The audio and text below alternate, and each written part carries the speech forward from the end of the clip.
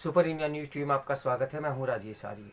आइए देखते हैं आज का विशेष समाचार। जम्मू कश्मीर में आतंक का फैलाव, राजौरी की आतंकी घटना, कश्मीर घाटी में की जा रही लक्षित हत्याओं का विस्तार ही लग रही है। जम्मू कश्मीर में भारत एवं सुरक्षा बलों द्वारा की जा रही आतंकवाद विरोधी कार्रवाइयों के बावजूद नए साल की शुरुआत अत्यंत दर्दनाक रही। राजौरी जिले के ढागड़ी गांव में एक आतंकी हमले में 2 बच्चों सहित 6 लोगों की निर्मम हत्या कर दी गई। इस हमले में कई लोग गंभीर रूप से घायल भी हुए। परेशान करने वाली बात यह रही कि पीड़ितों की पहचान पहले ही सुनिश्चित कर ली गई थी। इससे स्पष्ट हो जाता है कि हत्याओं का आधार उपासना पद्धति विशेष के लोगों के प्रति नफरत का भाव था। यह घटना कश्मीर में की जा रही लक्षित हत्याओं का ही विस्तार लग रही है। कश्मीर के बाद जम्मू संभाग में इस प्रकार की वारदात आतंकियों के बढ़ते दुस्साहस का प्रमाण है।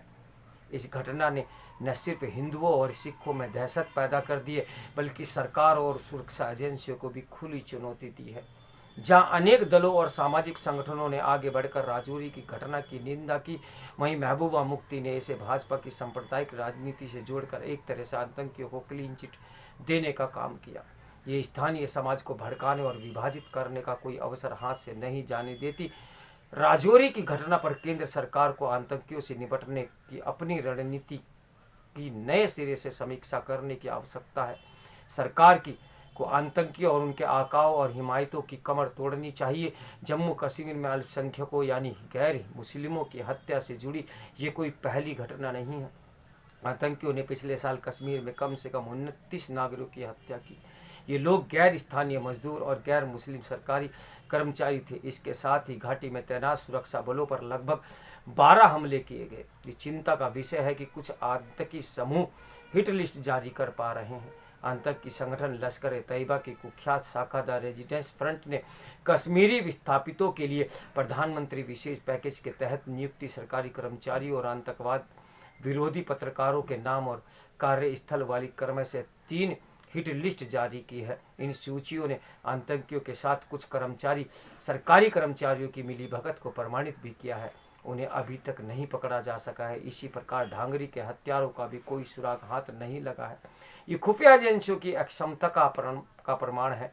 खुफिया तंत्र को तत्काल प्रभाव से अधिक सक्रिय, सक्षम और साधन संपन्न बनाने की भी बहुत बड़ी आवश्यकता है। पिछले साल जम्मू कश्मीर में घुसपैठ को कम करने और आतंकियों को मार गिराने में भारतीय सेना को काफ़ी सफलता मिली, पर इधर आने वाले आतंकी हमलों ने चिंता और बढ़ा दी है। भारतीय सुरक्षा बलों की सतर्कता से सीमा पार से होने वाली घुसपैठ में तो काफ़ी कमी आई है, लेकिन घुसपैठ के साथ साथ नशीले पदार्थों और हथियारों की आमद रोकने के लिए सुरक्षा एजेंसियों को भी और सतर्क रहने की आवश्यकता है।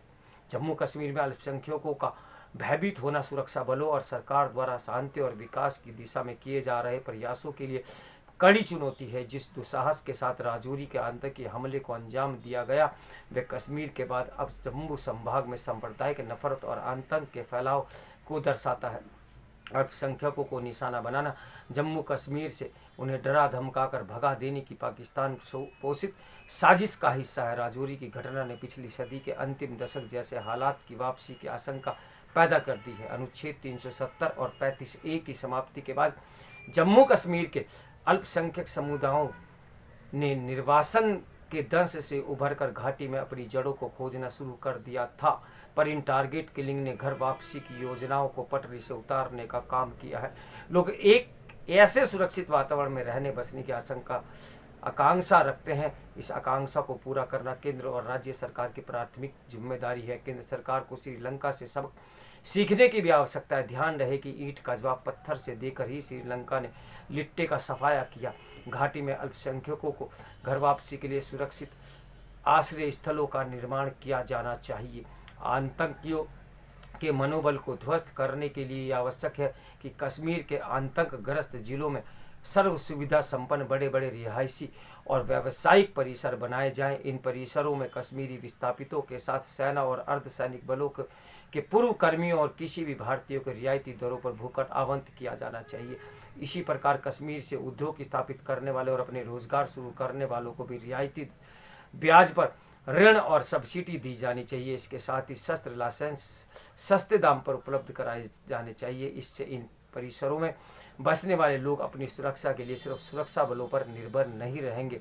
यह सही समय है कि जम्मू कश्मीर में ग्राम सुरक्षा समितियों का पुनर्गठन किया जाए। यह आतंकियों को मुंह तोड़ जवाब देने में सक्षम होगी और स्थानीय समाज में विश्वास बहाली का आधार भी बनेगी।